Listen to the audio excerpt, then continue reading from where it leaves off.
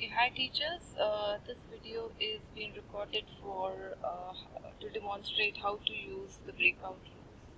So what we do is we click on the breakout rooms, and we, depending upon the number of participants, we can assign them into the number of rooms that we want to.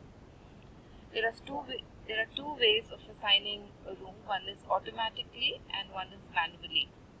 So what I'm doing right now is I'm assigning manually, and I'm clicking on create rooms. I can rename the room as discussion 1, and whatever topic, say the topic is upcycling, and the group 2 is, say, discussing on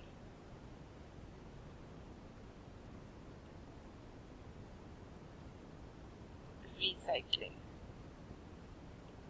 And after that, what I do is I assign the so there are 4 participants right now, so I assign 2 participants in the first room, and I assign the other 2 in the second room, and I click on, as soon as I click on open all rooms, automatically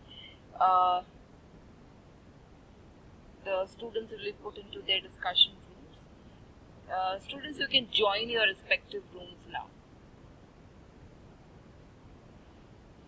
So as soon as they join the respective rooms, you will see that the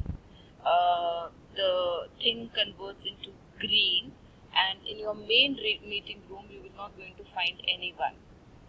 Now as a teacher, what you can do is you can broadcast the message to all. If you say that discussion time is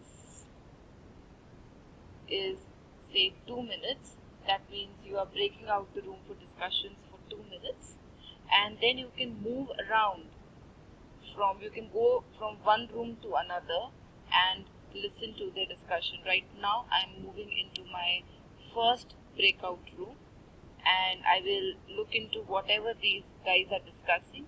You can ask them to open their screens, they open their Google Doc, and they can start collaborating based on that. So you can move from one room to another room. Now for example, I want to now join the second room, that is the recycling room, to see what they are doing. I will click into that room and see, look into the collaboration that this particular group is doing. If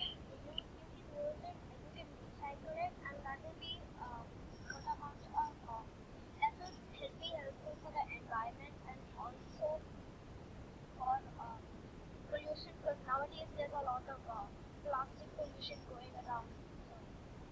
So this is the way you move around from one room to another room and listen to the discussions what students are doing. And once the discussion is over, you can close all the rooms and you can return to the main session. As soon as you return to the main session, you will see that all the students have come back to the main meeting room.